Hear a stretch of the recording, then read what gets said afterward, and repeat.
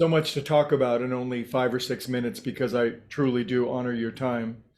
First of all, there are a few names of friends that I don't know yet, and so I look forward to meeting you on Friday. We have at at the end of Friday's meditation, instead of listening to me blah blah blah, do we just do a quick gallery view on Zoom, and everybody can check in for a half a minute or so and say hello, so we can get to know each other. Speaking of getting to know each other, this is my monster mountain puma. His name is uh, Looney Looney Bin Laden. He's kind of a crazy cat. He's an 8-month-old kitten, but he likes meditating, and then he likes biting me as hard as he can. So that could happen.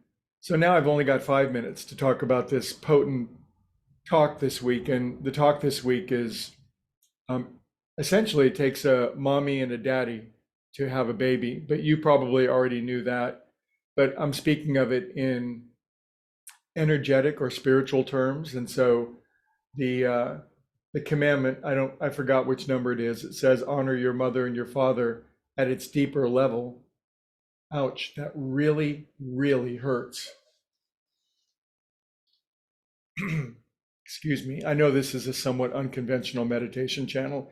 He sleeps in, he's got a killer cat. Anyway, um, it's the catalyst of feeling and thought that builds new brain material. And I believe there's a good deal of correlation with modern neuroanatomy. And I'm going to bring this concept home to us. And I think all of us have had impactful experiences when we were very young. And by this, it could just mean something we remember a lot, or some of us have had trauma. And I don't mean to candy coat our group by any means, but isn't it unusual how we can remember some very negative things happened to us when we were very young, and yet there were so many positive experiences that we had growing up that we don't remember anymore. Thousands and thousands and thousands and thousands of consecutive moments of now when we were young that we experienced, but they weren't lodged in our brain. And yet there were some traumas that were lodged in our brain. And the reason for that, I would claim, is that there was a unique combination of a very strong emotion coupled with a very negative thought. In other words, you dropped a teapot and it spilled all over the kitchen, and your dad yelled at you and said, "What a horrible child you were." You know what I'm talking about. And so there was an intense emotional surge inside of us, and then it got coupled with a very strong thought. In other words, thought and feeling were catalyzed together, and it builds neuronal tissue. In other words, our brains, which for better or worse are largely survival mechanisms, and they're on the lookout for strong surges of emotion and thought. And then we build neuronal tissue around that reminds us in the future of what to avoid and how to continue to survive. And it's a wonderful mechanism for keeping us alive, but it's also a wonderful mechanism for keeping us locked in trauma or dysfunction for our whole life if we can't unlock the key to unwinding those ancient patterns inside of our brain.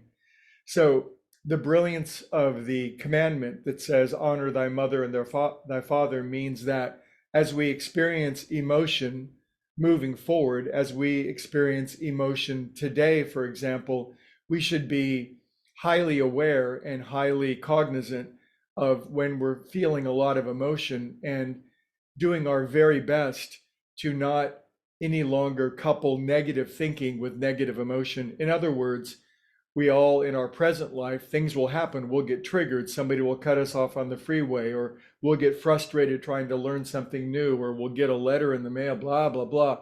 Something will trigger a strong surge or storm of emotion inside of us.